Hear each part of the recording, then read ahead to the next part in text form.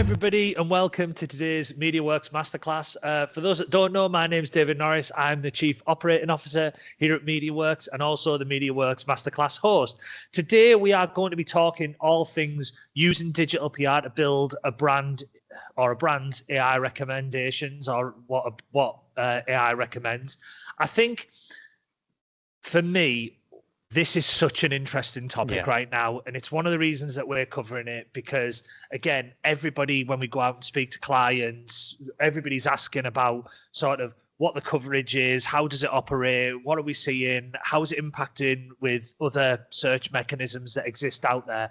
And we know that digital PR is a real driver for it. So today I've got Owen joining me. Owen, would you like to introduce yourself? Yeah, hi everybody. I'm Owen Marshall, digital PR lead here at MediaWorks. Been operating in the business for 5 years now, and yeah, really looking forward to kind of just getting stuck into this topic. Like David said, it's something that we're getting asked about regularly, so something that hopefully we can offer some of our expertise to everybody watching at home. And I think it's safe to say, Owen, as we go through, this is like a really dynamic space. Like, you know, I keep thinking about this, and we've probably delivered 2 or 3 masterclasses around a similar topic, probably over the last sort of 12 months. And I think every single time it's refined and moved slightly, and new data and new information's coming out, or new ways of measurement that exist out there.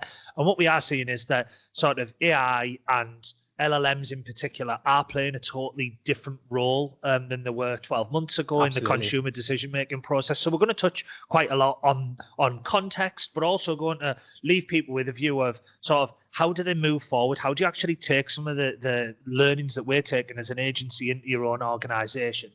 So I guess to start with, there's some challenges, aren't there?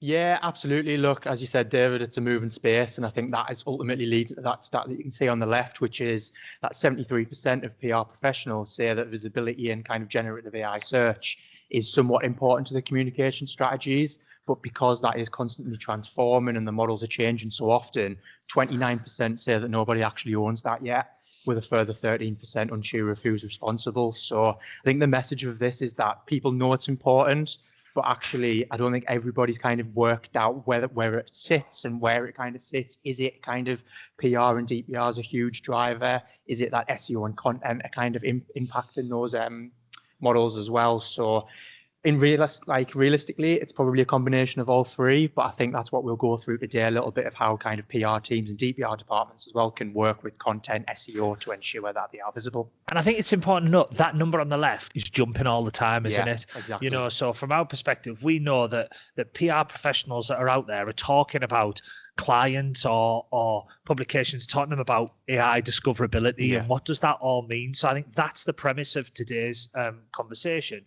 So what we'd like you to do is, and it's one of the elements that we've introduced into the masterclass, is would really appreciate some audience interaction. And I guess the question we'd be asking is, how confident are you that an LLM would recommend your brand if someone asked for companies in your sector? We appreciate that there's loads of different prompts that you could put out there, like there's an absolute multitude of them.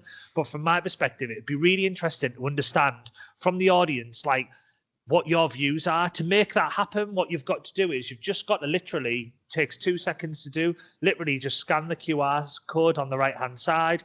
And what you then do is you basically are able to input as to, it's a Likert scale of very confident, somewhat confident, and not very confident, or not at all confident. So I think for me, that'd be one of the things that I'd be really keen to sort of see your opinions on as we go through.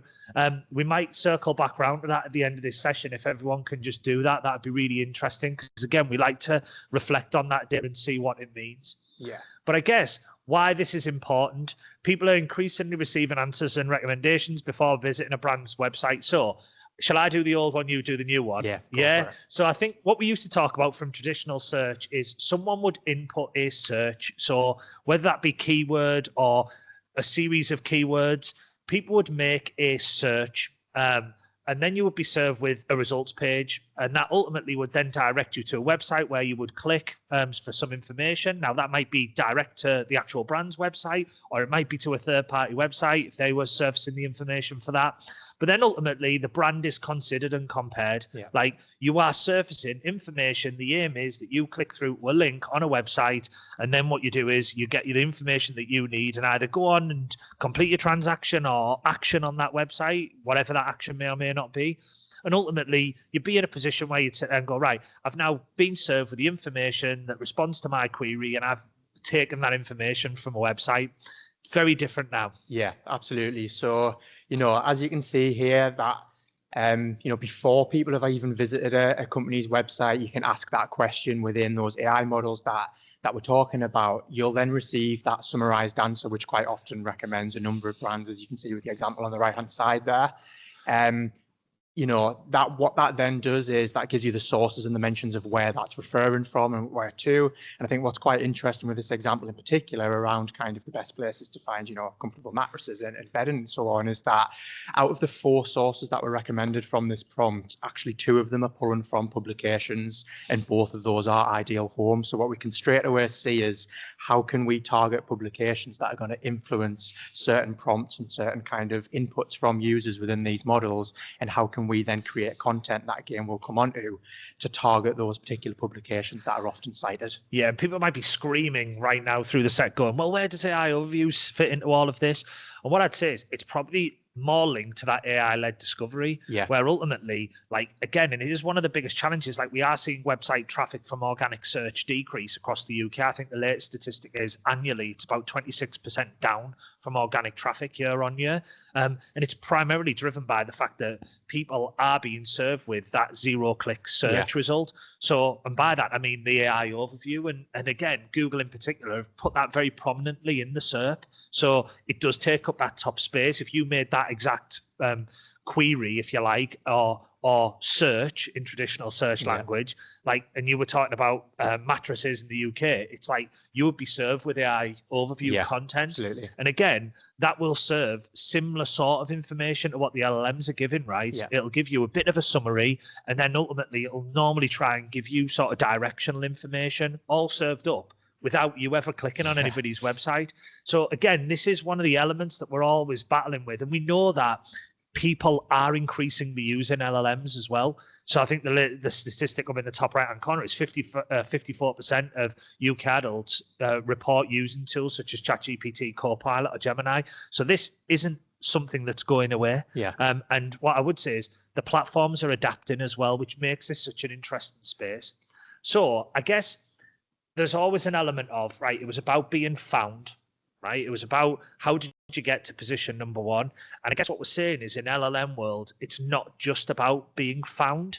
It's actually about being recommended. So how does that all work? Yeah, exactly. Look, I think when we kind of work through this framework throughout the presentation, I think that found element is very much about, does information about kind of you and your brand exist in the places that both customers using kind of regular search and organic search would discover, but also places that AI can discover as well. And I think that's kind of a really important thing to consider here.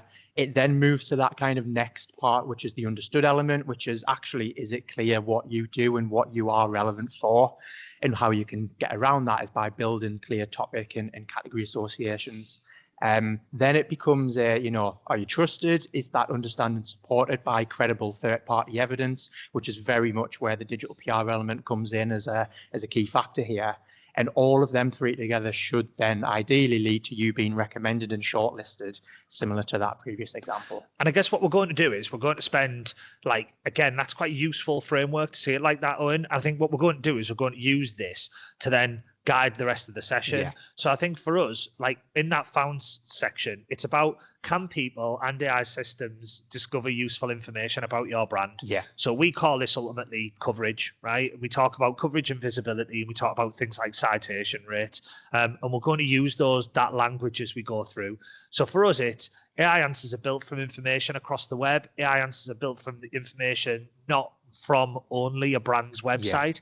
So again, that's a really important element, because from an SEO perspective, we used to talk heavily about how did you point traffic or point referral or point a link into an organization's website. And that was how obviously search worked to a greater or lesser degree. I mean, I've completely undersold what it all is there, but that was, I guess, one of the main elements. And it was all about how do you get your website to rank as highly as possible. That has changed, hasn't it? Yeah, absolutely. And look, I think one thing we would kind of stamp down on here is that brand-owned content still is a big contributor. I think, again, going back to that previous example, we did still see those first two results were all from companies' own websites, whether or not that's, product and category pages, buying guides. I've listed campaign pages there as well.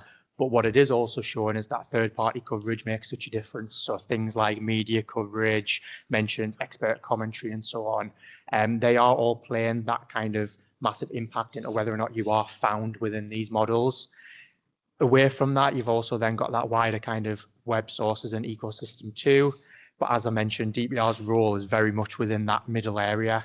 I think the other thing I would note about this is that what I see quite regularly is that digital PR campaigns are kind of just pushed out to try and secure that third-party coverage, but there's no mention of that campaign kind of on a company's own website. Yeah. So what I'd always recommend is creating a proper kind of campaign page or an asset that you're putting on your own website that can be found by the AI models for stats and research that can easily be lifted. So that'd sit under the brand-owned content, right? And then you're using that to secure third-party coverage, which is again reinforcing those stats from the likes of Ideal Home or House Beautiful, if we're going back to that bedding example. So I think what that does is that gives you really something substantial to take to the media in terms of having that brand owned page.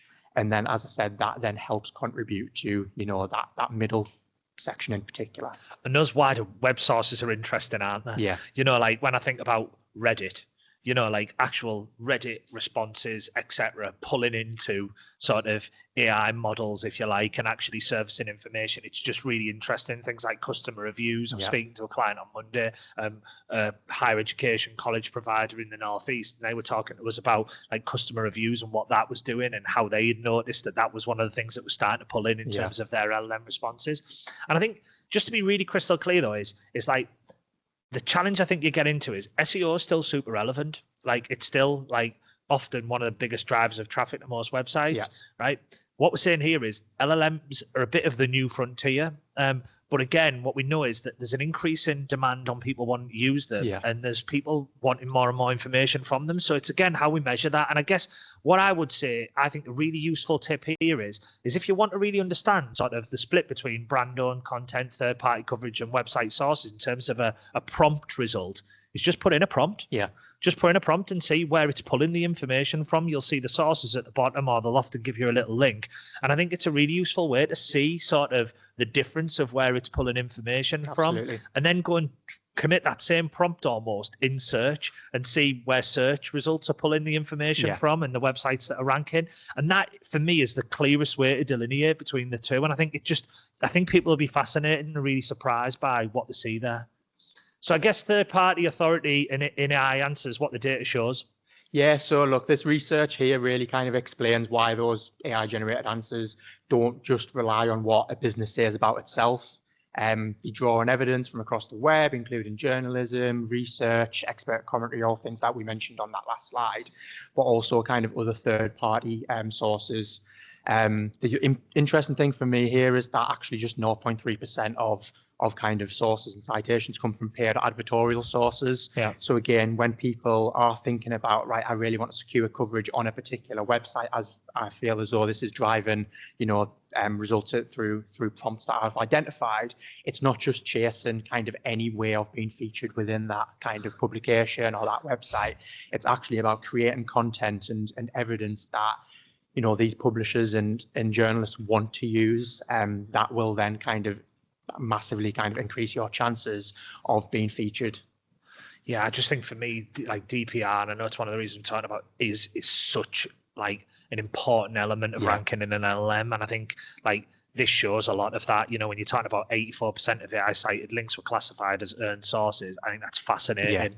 And I think that is like overwhelming statistic really, because that isn't the same when it comes to SEO and the way we know that the algorithm works. There's probably a more even split between tech content and DPR in that area. There's obviously a much greater swing towards that DPR element in LLMs.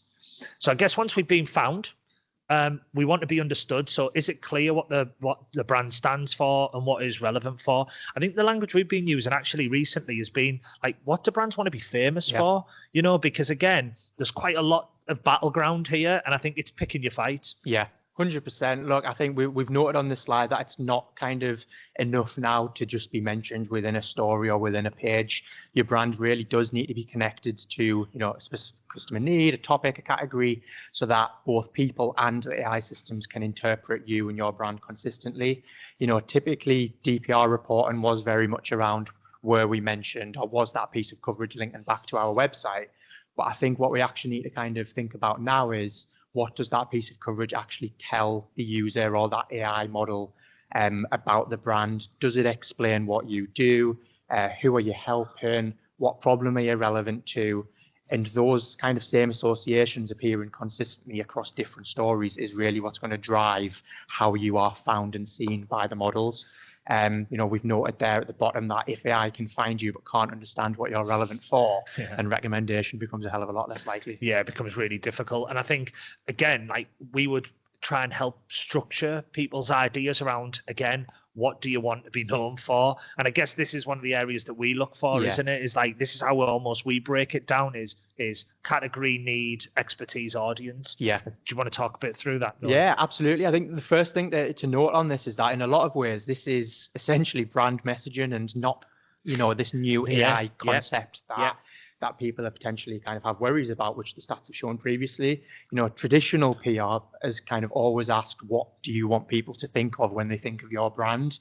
The difference now is more around that we also have to think about whether that same message is being interpreted by the models as well as, you know, the everyday user or the kind of the people that are talking about your brand. So what we've done here is just break that down into kind of 4 key things that we'd encourage brands to think about when they are getting into DPR campaign ideas and thinking of ways that they can secure coverage.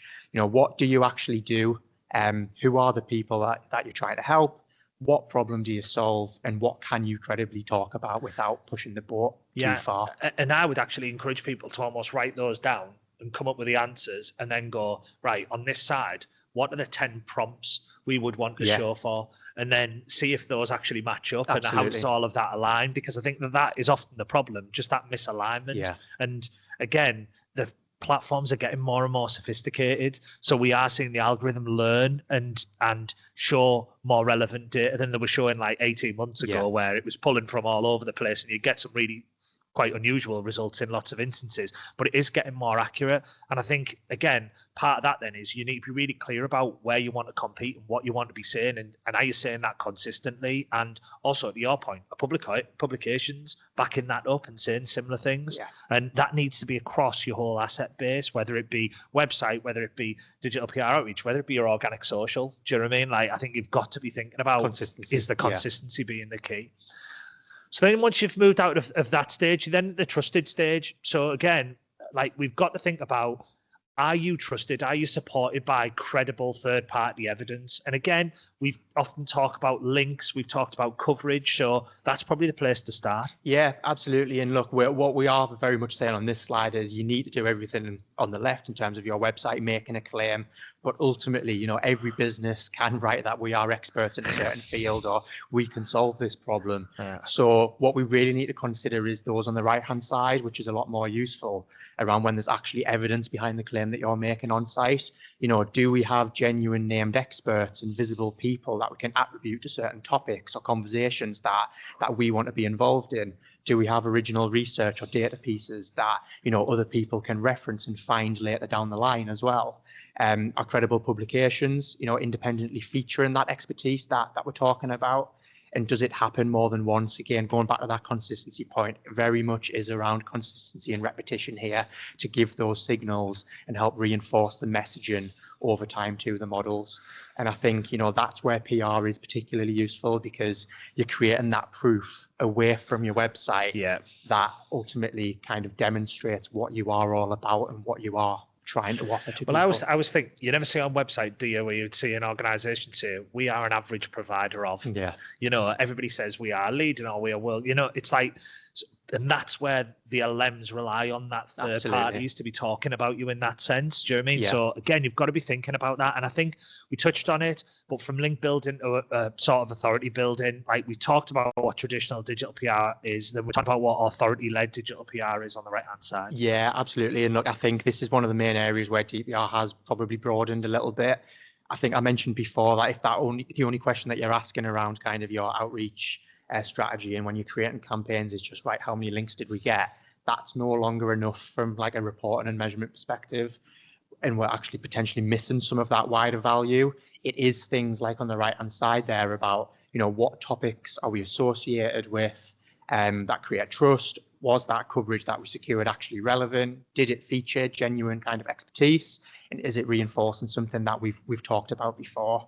Now, I think what's important here is that doesn't necessarily mean that, national titles or the higher authority sites have suddenly become less valuable, because as we've seen previously, a lot of these are ones that are feeding into the models anyways. But what it does mean is that the biggest publication's not always the best source or best kind of publication to be featured in. For a specialist subject or a more niche industry, it's very much about breaking into trade titles and those that are regularly getting featured within the platforms. And there are multiple tools out there, things like Peak, that you can use to see which sources are being kind of cited the most often, and that can help therefore kind of create your outreach strategy as well. Yeah, and that is some of the tooling that we have adopted as an agency over the last 6 months, allows us to have a much more granular view of this, which has been really, really brilliant. And again, we're seeing, I think it's fair to say, like even just yesterday, we saw an update about some of the data that you could actually see and the depth of information that you could see in these areas. So I think for me, it's absolutely fascinating. And I think that leads us quite nicely on to, as I always say, as we do the masterclass, like to offer people up a free sort of no obligation, free audit of some description. Today, we're going to focus on a free AI visibility audit. Links in obviously massively with DPR. What we'd want to do there is we have our MX framework here at MediaWorks, where we look at organizations' digital footprint across brand, reach, authority, technical, and engagement. We're going to really drill down into that authority area and want, if an organization wants to understand sort of how visible they are, what does that actually mean? Where are they winning? Where they're losing? Like, again, across a number of prompts, we're able to surface that information. It just starts a conversation and might get you thinking a bit differently about this using some of our unique tooling that we've got. So as I say, all you need to do is input your information via the link in the chat. Please sign up. Anybody who's listening on catch up via podcast, etc., you can just email in, and what we'll do is we'll follow that up and get one of our experts to come and have a conversation with you about AI visibility, which, as I know firsthand, is a topic that everyone's talking about right now. So I guess once we've gone through all of the previous 3 sections being found right now, we're talking right through into, right, okay, how do you become recommended? And that ultimately is one of the challenge. So the question you'd ask is, does the brand surface positively when customers ask for options? Because one thing being cited, but are they saying the things that you want them to say? And I think that for me is a really interesting point. So ultimately, we know recommendation is the outcome. What we want is your brand to be recommended above other brands around particular prompts that are being made in a platform, right? I guess, how do you do that? Yeah, I think, look, it's definitely working through those initial 3 stages. I think it's where everything comes together quite nicely at this point. The information exists, and therefore, the brand can be found. There's enough context around, your brand, and it's clearly associated with the right topics, and therefore you can be understood. And ideally, there's independent evidence backing that up, which links back to that kind of trusted element. That's then when we've got all of those 3 things boxed off nicely, is where we can start to look at whether the brand is being recommended within those kind of recommendation style answers. So, are we being included in relevant shortlists? Are we being compared with appropriate kind of competitors within the field? Are we named for the right customer needs is quite an important one as well. And also, are we described accurately and positively? And I think everything that we've spoke about today feeds into those 4 kind of areas within those recommendation style answers. Yeah, so this is beyond visibility, this is beyond coverage, and beyond an ultimate sort of language citation rate. It's about how you are being cited. Yeah. And I think, again, really interesting one would be put in prompts. Just literally go out there and put in some prompts around your organization that you think you should be visible in and you would have a large say, and just see what's being said and what's being attributed to your organization. And if you don't like what you're seeing in terms of is it accurate, etc., my view would be you've got a job to do. Yeah. And I think, again, it's really interesting, again, because I think a lot of people are saying, well, there's great stuff on my website, but the problem is because it's pulling from a multitude of sources, it's really interesting to see what is being surfaced. Yeah. We work with a large bank, for example, and again, so much information, because the content on their site is so deep, is being pulled from like third-party publications that talk very positively about the bank that we're talking about from the website itself. But then you get into this other world where, again, what are people talking about in forums? What are people talking about in discussion groups, etc.? And that information is being surfaced. So it does sort of raise all sorts of questions, and it is really enlightening.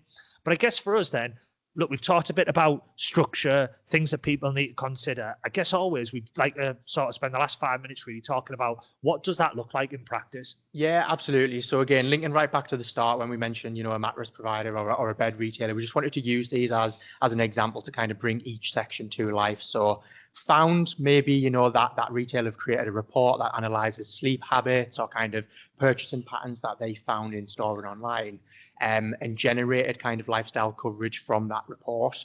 For understood, the important bit is that the coverage isn't just saying, bed retailer X did some research and found X. It's actually about connecting them with, mattress choice, comfort, sleep quality. So the example that we've used there is, the bed retailer focused on helping people choose the right mattress. So therefore, when people are turning to the models and asking those similar types of questions, they are more likely to be associated with that topic. So I think that's a really important one within being understood.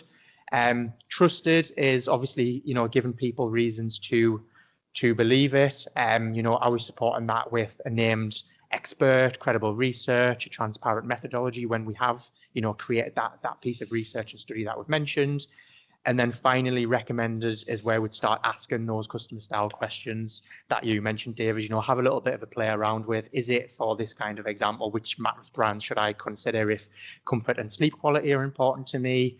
And if that is the case, and they're the prompts that you also want to, be cited for or featured for, is how you create content or how you are seen, understood and trusted in a way that will then feed into that prompt. So I guess you've done all of this, and then really what you're looking for is measurability. Yeah. Like ultimately, I always say we're a performance first agency. It's Absolutely. one of the things that we're always thinking about. And look, we would always advocate thinking about so how are you going to know if this is working or not? I think it's fair to say sort of like 39% of PR professionals say they are not currently measuring GEO success, so generative engine optimization. So the starting point is not another metric, but knowing what questions to ask. So I think what we've tried to do is we've tried to put 4 areas that people probably want to consider. Now, for reference, what we could have done is we could have turned around here and put up our measurement framework and the tools that we use, appreciative of some people don't have those tools. Yeah. So again, we are measuring using very bespoke tools, looking at, are you visible? What's your coverage rate? What's your citation rate? Et cetera, across a string of prompts for our client base and for clients that we're looking to work with. But again, like if you're on the ground doing this in-house, it's like, again, you've got to be thinking about these questions, I think. Yeah. These are the 4 little nuggets, I think. Yeah, and you've mentioned it a few times. It's that testing. It's using kind of consistent questions across, relevant AI platforms. Different platforms work differently, and therefore are citing, different kind of things or different kind of sources. So therefore, it's important to be consistent with those questions that you want to test against, but also against, a variety of platforms.